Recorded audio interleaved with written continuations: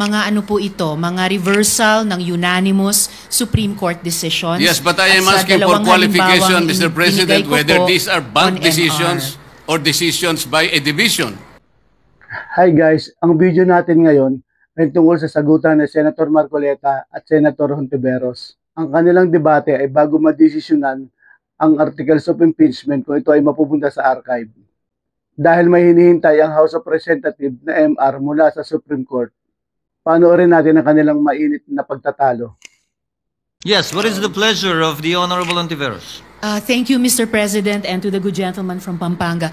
Gusto ko lang pong bigyan ng point of information, sagot dun sa tanong ng good gentleman mula sa Tarlac, that in fact, the Supreme Court has reversed a unanimous decision in a lot of instances before.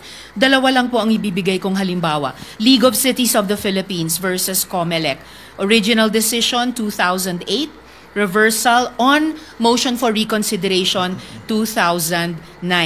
Isa pa pong halimbawa, International Service for the Acquisition of Agri-Biotech Applications Inc. o ISAA et al.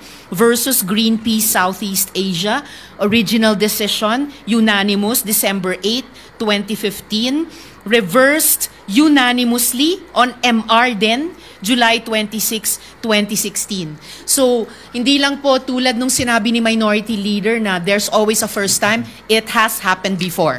So, yung ganitong klaseng milagro na hinahanap, posibleng mangyari din po dito sa kasong pinag-uusapan natin. Malay po natin. Salamat po, Mr. President. Salamat sa good gentleman from Tarlac. Senator Marcoleta. May I know from the good senator if these decisions are bank decisions or divisions? Yes, Mr. President, unbanked decisions po. Well, you have to cite the I jurisprudence. gladly cite the GR number po bang hinihingi, Mr. President? Pagka sinabi pong bank, lahat po ng members ng Supreme Court, 15 of them, unanimous. To Kasi reiterate po, what I... baka division lang yan, dahil 5 lang yun. Hindi po No, bank Mr. yun. President, to reiterate what I already said, mga ano po ito, mga reversal ng unanimous Supreme Court decisions. Yes, but I am At sa asking for dalawang qualification, halimbawang Mr. President, binigay ko whether po these are bank on decisions or decisions by a division.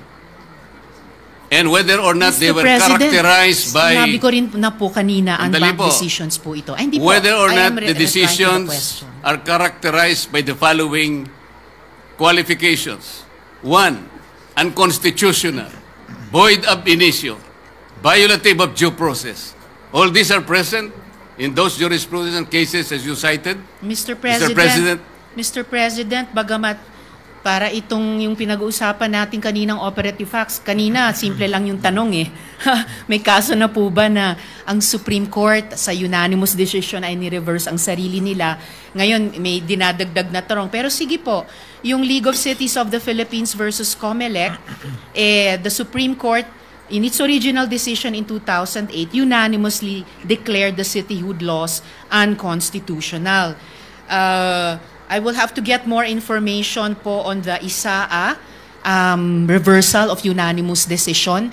Pero malinaw na mga sagot na po ito dun sa original na tanong. So the original assertion na hindi po natin alam kung na-reverse na ng Supreme Court ang sarili nila sa original na unanimous decision has fallen by the wayside. Kasi the Supreme Court, as I said already earlier, has reversed a unanimous decision unbanked in a lot of instances before. Yun lamang naman po, Mr. President. Noted.